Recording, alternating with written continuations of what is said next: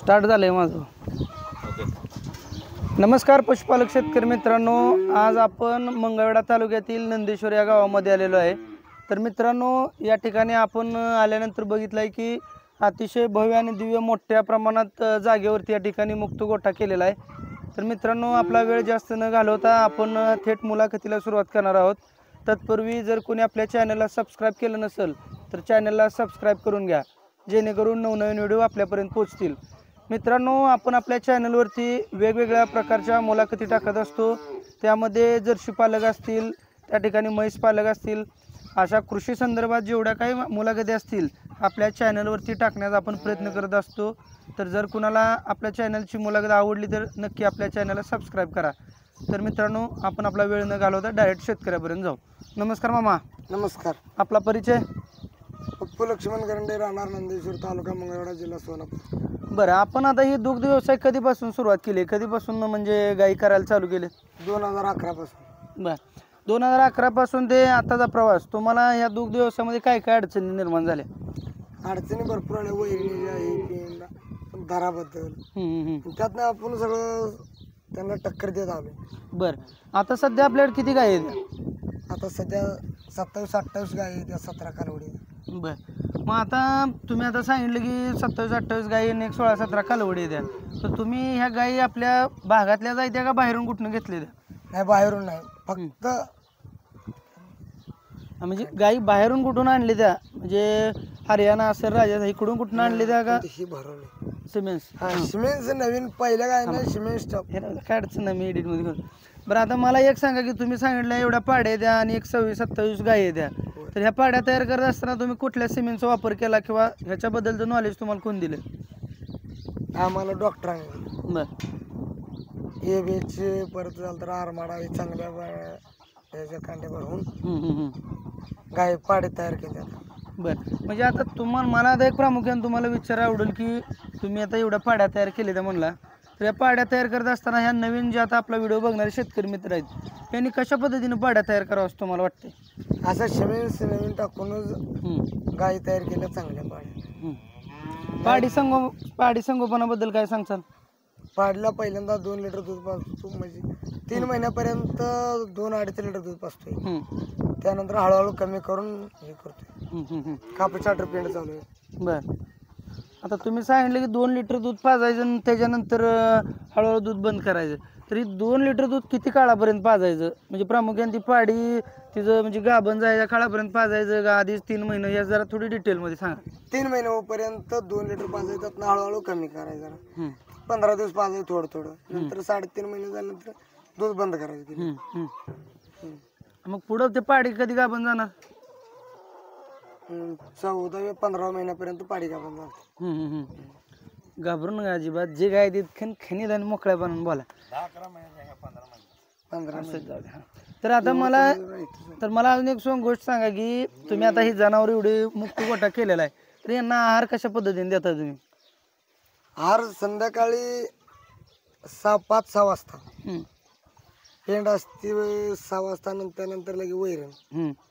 अशी 6:30ला 7ला दूध काढायला चालू करतो. बरं, तोपर्यंत सगळे वैरण पेंडा आटपून घेतो. आता तुम्ही संध्याकाळी 6 सांगितलं, पण सकाळी दिवस उगवल्यापासून तुमचा दिनक्रम कसा चालतो गायींच्या संदर्भात? 5 वाजल्यापासून, पहाटे 5 वाजल्यापासून सुरू, सकाळी 8 वाजेपर्यंत केलं होतं. पण सकाळी 5 वाजल्यापासून तुम्ही उठल्यानंतर त्या गायीच्या गोठ्यात गेल्यानंतर तुम्ही काय काम करता? किती लोकांची मदत होती तुम्हाला? 3 माणसांची, तिघांची. बरं, आम्ही 3 जण सर्व काम बघतो. डिटेलमध्ये सांगायला लागते, डिटेल फोडून सांगायचं सगळं. सकाळी 5 वाजता उठल्या आम्ही सगळे गोठ्यात येतोय, त्यानंतर शानगान तर काही विषयच नाही म्हणायचं, सगळ्या गोठ्यातली घाण तिथंच असते. गाई परत इकडे घेऊन सुरुवातीला आम्ही पिंडी टाकतोय, पिंडी टाकल्यानंतर पुन्हा धाराचं नियोजन असतंय, धारा काढायला बसतोय. धारा सगळ्या झाल्या का मशीन आहे आपल्याकडे म्हणायचं, ही असं मशीन आहे. ती मशीन आम्ही आल्यापासून ते गाई संध्याकाळी गोठ्यात बसेपर्यंत तुमचा दिनक्रम कसा चालतो? 3 तासाचा दिनक्रम असतो. पहिल्या स्टार्टिंगला आल्यानंतर गाया बांधून घेतो. गाया बांधल्यानंतर पेंड वतायची, पेंड वतायची दावणीत पेंड वतल्यानंतर शेणाची काय अडचण नाही, शेण सगळं तिकडेच असते. त्यामुळे लगे परत 6-6:30ला धारा काढायला सुरुवात होते का सकाळच्या? हा सकाळच्या बर. 6:30ला मशनीला होतो आमची हम्म, हम्म, हम्म, मशीन. हम्म. त्यानंतर 8 वाजेपर्यंत आमचं सर्व काम होते, धारा काढून सगळं ओके. हम्म, हम्म, हम्म. त्यानंतर गाई मोकळ्या सोडायच्या. बर मोकळं सोडल्यानंतर तिथं पाणी आता सगळं मोकळं मुक्त गोठ्यातच आहे. बर बर बर. पाणी पिते गाई निवांत दिवसभर. हम्म, हम्म. त्यानंतर संध्याकाळी 5 वाजेपर्यंत काय त्यांच्याकडे बघायची गरज नाही. बर बर. हा हा असं दिनक्रम चालू असतो आपला दिवसभर. बर. मग आता एका गायीनं प्रामुख्यानं किती चारा खावा असं तुम्हाला वाटतं की बाबा दिवसभरात एका गायीने एवढा चारा खाल्ला म्हणजे ती गाय एवढं दूध दिलं, असं किती द्यावं चारा? दिवसभर 30 किलो चारा लागतो. आम्ही 11-12 किलो ओला चारा आपला मुरगासा आहे. हम्म, हम्म, हम्म. हे. हम्म, त्यानंतर वाळला चारा 4-5 किलो टाकतो, त्याच्यावर ओततोय. हम्म, हम्म. त्यानंतर त्याच्यावर पेंड असते. बर. मग आता तुम्ही सांगितलं की 30 किलो एका गायला चारा द्यायला पाहिजे, तर 30 किलो चारा कोणत्या गायला दिला पाहिजे? म्हणजे वेलेली गाय असेल किंवा भाकाड गाय असेल किंवा गाभण गाय असेल, या प्रत्येकीला तेवढाच चारा द्यावा का काय कमी जास्त करावं? कारण बाकाड गायला जरा कमी चारा दिला तर चालतोय, हम्म, पण वेलेल्या गायला भरपूर 30-32 किलो चारा द्यावा लागतो. हम्म, हम्म, हम्म. आणि पार्ट्या गायला मध्ये पशुखाद्य कमी दिलं तर चालतंय. अच्छा अच्छा. मग आता तुम्ही सांगितलं की पार्ट्या गायला कमी द्यायचं, तर त्या गाभण काळामध्ये जर गायला कमी समजा चारा दिला किंवा पेंड पेंड किती देता तुम्ही? एका गायला आता ट्रान्झिपिड आहे, हम्म. 1.25 किलोच्या आसपास होते. बर. आणि गोळी पेंड? गोळी पेंड नुसती गोळी पेंड आहे आता गाभण गायशाला, बर बर बर. म्हणजे पूर्ण दूध बंद केलं गायला. हां हां हां. त्यानंतर निम्यार्धी झाले त्यांना. आता त्या ताण्या गायला 2 किलो जर गोळी पेंड होतो तर 3.5 किलो आता होतो आम्ही, हम्म. आणि त्यांना 2.5 किलो 2 किलो होतोय. बर बर बर. हा म्हणजे जी वेलेली गाय आहे, तिला जास्त खाद्य द्यावं लागतं. जास्त द्यावं लागतं, 3.5 किलो पेंड देते तिला. बरं, आता आपल्या गोट्यात मला एक सांगा की किती लिटर दूध पिळणारी क्षमतेची गाय आहे, ज्या मॅक्झिमम? 15 लिटर दूध देणारी गाय आहे आपल्या गोठ्यामध्ये. बर. भरपूर गाय आहे, 15-14-15 चालायच्या गाय भरपूर आहेत आपल्या गोठ्यात. हम्म, हम्म, हम्म. बरं, आता मला एक तुम्हाला विचारायला आवडेल की 15 लिटर दूधची गाय देते, ती गाय तुम्ही कुठून आणली? काय ना घरच्याच पाड्या. आता नवीन गाय आणलेले म्हणलं तर 4 ते 5 गाय आहे यात. स्पेशल तर सगळ्या नवीन सिमेंट टाकून पाड्यात तयार केल्या. बर बर. हा. त्यामुळं आम्हाला काही त्रास झाला नाही. नवीन गाय आणायची, पुन्हा गायला बाहेर आणली, घेतलं तिला वातावरण सण नाही झालं, गाय आजारी पडली, असे काय आमच्यात अडचण झाली नाही. आतापर्यंत जवळ 2011 पासून व्यवसाय चालू, एकही गाय एक्सपायर झाली नाही. हा हा, वारली ना? एक देखील नाही. बर. मग आता ह्या जर्सी ब्रीडिंग मध्ये एक प्रामुख्याने अडचण अशी येते की बरीच शेतकरी मित्र हातात झालीत की गाय आजारी पडणे असेल किंवा तिला दवाखाना, डॉक्टर, ह्याच्याबद्दल काय वाटतं तुम्हाला? आमच्या गोट्यामध्ये चुकून देखील गाय आजारी, क्लिअर खट गाय त्या काय नाही. मग आता ह्या नवीन जे उद्योजक आहेत, जे दुग्ध व्यवसायात शिरले ती, ह्यांच्यासाठी तुम्ही काय सल्ला द्याल की बाबा या गायी निरोगी राहण्यासाठी काय केलं पाहिजे? आग्रोमेन म्हणजे आग्रोमेन त्यात चालू ठेवलं पाहिजे. गेलं ॲग्रोमेंटची काय तर मिनरल मिक्सर, त्यांना मिनरल मिक्सर कायमस्वरूपी ठेवलं. आपल्या गायला कायमस्वरूपी मिनरल मिक्सर 2 टाइम, बर. 50 ग्राम सकाळ 50 ग्राम संध्याकाळ, असं 2 टाइम मिनरल मिक्सर आहे. हा, म्हणजे त्यामुळे आमच्या गाय एकदम निरोगी आहे, टकाटक, काय अडचण नाही. गाय आजारीच पडत नाही. बर. म्हणजे मिनरल मिक्सर जर गायला दिले तर गाय निरोगी राहते म्हणा? निरोगी राहते, होय. बर. आता तुम्ही सांगितलं की आम्ही 3 जण सकाळी येतोय आणि सगळं तर घरच्यांची तुम्हाला कशा पद्धतीने मदत होते? घरच्यांची भरपूर, मी माझ्यापेक्षा घरची सगळे भरपूर काम करते. बर बर. मी नुसतं सगळं सांगून व्यवस्थित बघतोय. घरची कामं भरपूर करते, काय अडचण नाही. बर. तुम्ही आता ही 2008 पासून व्यवसाय करताय ना? 2011. तर 2011, हो एक मिनिट, तुम्ही बोललेला ह्यात आवाज येतो, मग एवढा आम्ही बदल्याला काय उपयोग नाही, जरा शांत बसा. 2011 पासून आतापर्यंत तुम्ही दुग्ध व्यवसाय करत आहात, तर ही करत असताना तुमच्या गोट्यामध्ये तुम्हाला काय काय अडचणी निर्माण वाटल्या बाबा, म्हणजे ह्या कारणामुळे मला म्हणजे हे धंदा करत असताना अडचण आली, अशा काय अडचणी आल्या का? काय नाही, पहिल्यापासून एकच गाय होती पहिली आमची घरची. त्यानंतर आम्ही दुसरी घेतली, तिसरा आमचा वडील घेऊ देना गाय. बर. होणार नाही तरी पण आम्ही तसेच कष्ट करत गाय घेतली. असं करत विकतली गाय घेतल्याच नाही तेव्हा. हळूहळू म्हणजे जास्त पाड्याच्या गाय तयार केल्या. बर. मग आता एवढा तुम्हाला हे व्यवसाय करत असताना वडिलांचा विरोध होता म्हणा सुरुवातीला? हा. बर. मग आता काय आहे वडिलांची प्रतिक्रिया? म्हणजे आता एवढं तुम्ही सगळं उभारणी केली, एवढा गोटा, एवढ्या गाई, एवढं दूध जाते, आता वडील खुश आहेत. खुश आहेत ना. बरं तुमचं आता या 27 गायनं दूध किती जाते? आता 2 टायमाला 350-400 लिटर दूध जातं. 400 पर्यंत. होय. बरं कुठं घालताय दूध? दूध नंदेश्वर मध्ये घालतोय, सद्गुरू माऊली डेअरी. बरं बरं बरं. आणि आता दर किती मिळतोय तुम्हाला? आता 31-32. 32 पर्यंत. हा, आणि अनुदान मिळणार आहे, आता ती काय अजून मिळलं नाही. बरं बरं. पण मिळेल. काय अनुदान आले दिवसापासून कालवा, तुम्हाला काय वाटतंय मिळेल का अनुदान? मिळालं म्हणजे ह्याच्या पाठीमागे जे अनुदानचा काल होता आम्हाला पूर्ण अनुदान मिळाले. बरं बरं. हां. एका मीटरचं फक्त 6 मीटर देश बोली होती, पण फक्त एका मीटरचं मिळालं नाही, बाकीच मिळाले आम्हाला अनुदान. बरं बरं. आता पाण्याचा प्रामुख्यानं आपल्या भागात ही दुष्काळी भाग म्हणून ओळखला जातो. मंगळवेढा तालुक्यात नंदेश्वरी सगळं 35 गावात येतं ना. तर या पाण्यासाठी तुम्ही काय हे करता बाबा? गायांना पाणी कुठं उन्हाळ्या दिवसात, आता एक पावसाळा आहे, थोडंफार ॲडजस्टमेंट होत असेल, पण उन्हाळ्या दिवसात पाण्यासाठी तुम्ही काय करता? उन्हाळ्यात आम्ही जवळजवळ 15 गुंठे शेततळ आहे आपलं. बरं. हां. त्या शेततळ्यामध्ये पाणी साठवतोय, पावसाळ्यात साठवून ठेवतोय.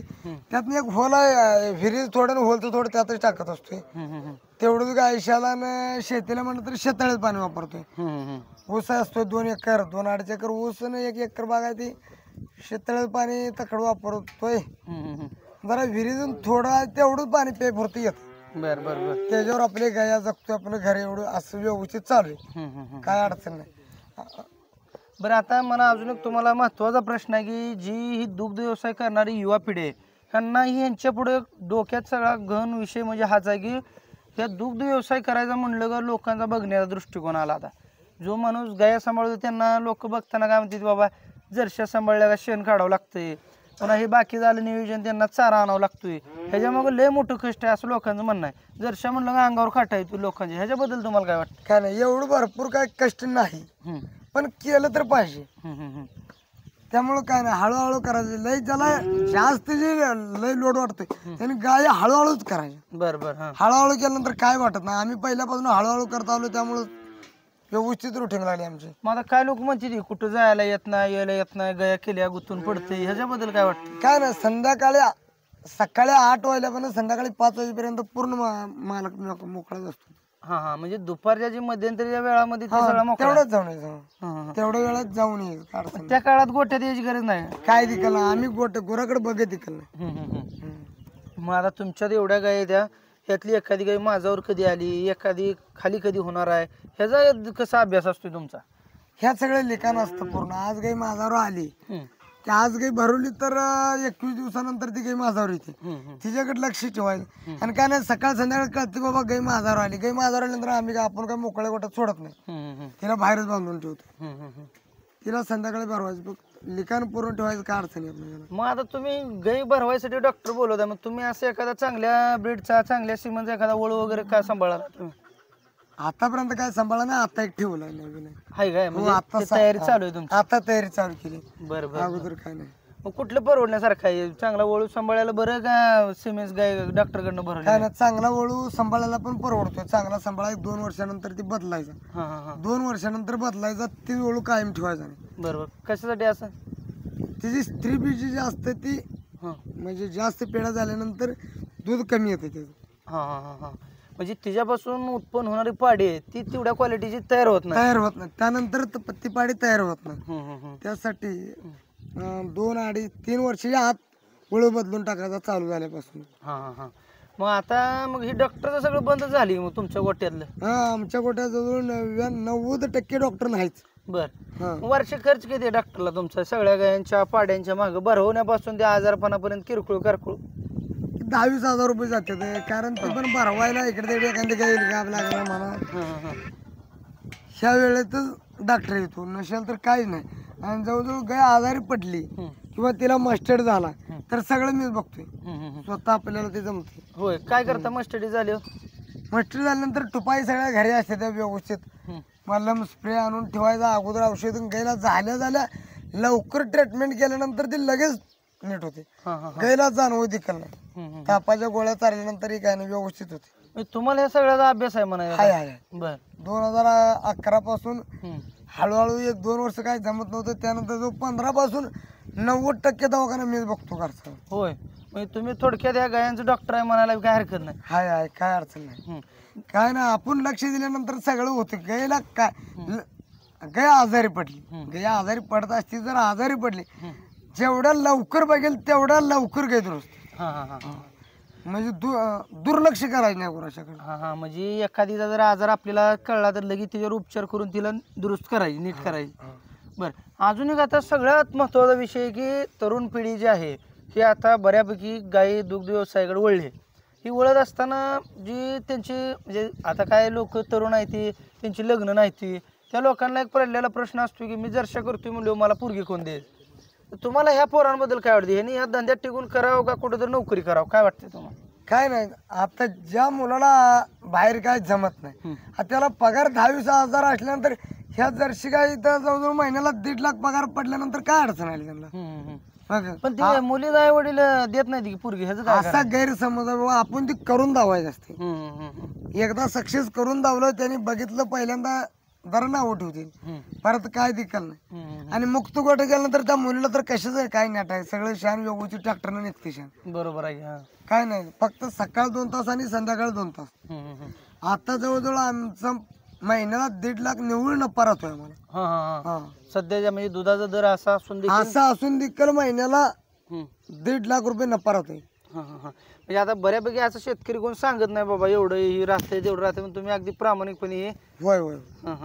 मग आता ह्या तरुण पोरांनी न लाजता ह्या धंद्यात उतरायला काय अडचण नाही. अडचण नाही, काय नाही, व्यवस्थित धंदा करायचा, काही देखील अडचण नाही. गायच्याकडे भरपूर लक्ष ठेवायचं, वेळेच्या वेळेला करणे ह्याला महत्व. मग आता जर समजा एखादा नवीन उद्योजकाला जर हा प्रश्न पडला की मला ह्या धंद्यात शिरायचा आहे आणि आता दुग्ध व्यवसाय करायचा आहे, तर त्यांच्याकडे एक गाय नाही, गोठा नाही, काय नाही, तर त्या अशा नवीन उद्योजकांना कशा पद्धतीने सुरुवात करावं असं वाटतंय तुम्हाला? हळूहळू सुरुवात करायची. हळूहळू म्हणजे 1-2 गायी घ्यायच्या, त्यानंतर 2 गायीमध्ये 1 पाडी सांभाळायची, 2 गायीमध्ये 1 पाडी सांभाळायची, अशा करत करत गायी करायच्या. त्या पाड्या परत 3 झाल्या, पुढल्या वर्षी 3 गायी आल्यानंतर त्यांना 2 पाड्या होत्या. असं हळूहळू थोड्या पाड्या ठेव. एवढं आपण काय जर ह्याच्यात असेल तर जास्त पण पहिल्यांदा पाड्या ठेवायला. हळूहळू केल्यानंतर काही अडचण येत नाही. म्हणजे एकदमच उठून काहीतरी केलं तर ती सुद्धा बिघडते. बिघडते 100%. आणि जवळजवळ 99% बाहेर हरियाणा म्हणा तकडून ती गाय आणायचीच नाही. काय नाही, 1-2 वर्ष गाई लेट होऊ द्या, पण हित शिमेन्स भरल्यानंतर आपल्या गायला शिमेन्स भरल्यानंतर काही देखील अडचण नाही. बरोबर. जवळजवळ आपल्या आता किती 27-28-30 गायी झाल्या जवळजवळ पाड्याच्या सकट. म्हणजे 2-3 पाड्या हे झाल्या त्यांच्या सकट 30 गायी झाल्या बघा. तर ह्यात फक्त 5 गाय विकत आणलेल्या, पहिल्या जुन्या गायी ती पण आता पाक झालेल्या. बरेच दिवस झाला आपण गायच विकत आणली नाही गोठ्यात. म्हणजे पाड्यांची त्या ठिकाणी गायी, म्हणजे आजची पाडी उद्याची गायी, उद्याची गाय. जवळजवळ गेल्या आज वर्षापासून नवीन 10 गायी तयार, नवीन पाड्यांच्या 10 गायी तयार झाल्या. मग तुम्ही आता आपल्या गोट्यावरनं समजा एखाद्या नवीन उद्योजकाला जर एखादी पाडी लागणार असेल किंवा गाय लागणार असेल, देताय का तसं? विकत देताय का म्हणतो? विकत देतोय म्हणजे जास्त हे असेल तर शक्यतो 99% आपण पाड्या काय विकत. म्हणजे मला भरपूर ना, आपल्याला काय दुसरं काय लिहित आपण सगळं पाड्यांच्या गायी तयार करायच्या. कुठल्या बँकेचा हप्ता म्हणा असलं काही देखील नाही, काय कर्ज काढून गाय केलं नाही आम्ही, काय नाही. म्हणजे शून्य बजेटवर 0 ह्याच्यातून हळूहळू त्या ठिकाणी तुम्ही केली. होय 1 रुपया देखील कोणाचा कर्ज नाही. आता बऱ्याच लोकांना असं म्हणणं येते की बाजारला जायचं, भाकाड गाय आणायच्या, ती गाप घालवायच्या, त्याच्यात पुन्हा धंदा करायचा, म्हणजे दुधाच्या पैशावरून तिचा खर्च बघतोय. ही संकल्पना कशी वाटते? त्याच्यापेक्षा हळूहळू दुधाची गाय आणायची, दुधाच्या गायीपासूनच हे करायचं. म्हणजे भाकाड गाय आणणं योग्य म्हणा. हाय योग्य, काढचं नाही, दुधापासूनच हे करायचं. मग पाडी संगोपन करून जर गाय केल्या तर ती परवण्यासारखं आहे का? पाडी संगोपन करून गाय केलेलं 1 नंबर. म्हणजे लहानापासून त्याचा सगळा अनुभव आपल्याला येतो. होय. आपल्या वातावरणात जन्मलेलं असते ती, आणि ती कसं काय ती आपल्याला सर्व समजते. आजारी पडत नाही, काय नाही, त्याला काय कमी आहे, काय करावं लागतं असं सगळं हे करत समजते. बरं, आता तुमच्या गोट्यामध्ये असं कधी जाणवलंय का तुम्हाला बाबा एखादी गाय आजारी पडली आणि काहीतरी काळ असा आला की ती गाय मरणच पावली आतापर्यंत, असं कधी झालंय? अजूनही 2011 पासून आपल्या गोट्यामध्ये एक ही गाय आजारपणात काय ती गेलेली नाही. सगळ्या गाय जरी आजारी पडते ते गाई पण आपण जवळजवळ 99% लगेच बघतोय. दररोज 2 म्हणजे दिवसभर त्यांच्यापाशी असतो. म्हणजे जवळजवळ सकाळ 2 तास, संध्याकाळ 2 तास आणि अधून मधून जास्त काय मी कुठे जात नाही. त्यामुळे सगळं घर ते मला ते घरचं 99%. जर कुठं झालं तर काय अडचण पण नाही, सगळं बघून जातो आणि बघायला. एवढा थोडा जर गाय आजारी पडली तर काय होत नाही तिला, एवढ्याच बघितल्यानंतर काय होत नाही. बरं. आपल्याला शेती किती आहे दादा? 28 एकर शेती. 28 एकर. मग शेतीमध्ये सगळी म्हणजे असं चाराच करताय का दुसरा? चारा ऊस आहे आता 2.5-3 एकर. पाणी कमी असल्यामुळे 3 एकर ऊस केलाय, 1 एकर द्राक्षी बाग आहे. बरं. मग आता हे ऊस कारखान्याला घालवताय का? नाही गायशालाच वापरतो आपण. बरं. हळूहळू मुरगाच असते भरपूर, 2-3 खड्डे एकदा 100 टनाचं भरून ठेवतो आता. होय. म्हणजे 300 टन तुम्ही पावसाळ्याच्या नियोजन करून मुरगास करून ठेवतोय. आणि ऊस असतोय ती दुधाच्या गायशाला 99% मुरगास असते आणि इतर गुराशाला ऊस असतोय. बरं. ऊस आहे, कडबा थोडा निघतोय असं. तर शेतकरी मित्रांनो, आज आपण बघितलं की या मामाने अगदी 1-2 गायीपासून सुरुवात केली. या मामाने एका गायीपासून सुरुवात करून आज 30 ते 35 गायीचा अतिशय चांगला त्या ठिकाणी गोठा तयार केलेला आहे. ह्यांच्यापासून एक आपल्याला असं शिकायला मिळलंय की गायी करत असताना तुम्ही नुसत्या गायी झाल्या दूध काढून विकायचं आणि पाड्या विकायच्या ही संकल्पना मोडीत आणा आणि पाडी संगोपन करा, चांगल्या ब्रिडिंगवर काम करा. अशा पद्धतीनं यांनी त्या ठिकाणी चांगल्या पद्धतीनं आपल्या शेतकरी बांधवांना माहिती दिलेली आहे. नवीन उद्योजकांना न लाजता या धंद्यात येणं आता काळाची गरज आहे. तिथं जाऊन 10-5 हजार नोकरी करण्यापेक्षा दुग्धधंदा करणे ही कधी वावगं ठरणार नाही. आपण मालक म्हणून नोकरी करू शकताय. तर इतक्या चांगल्या पद्धतीने ह्यांनी वेळात वेळ काढून आपल्याला त्यांनी त्यांचा अनुभव चांगला 12 ते 13 वर्षाचा अनुभव अगदी 20-25 मिनिटात त्याने आपल्यासोबत शेअर केलेला आहे. तर आपण त्यांचा आभार मानू. धन्यवाद.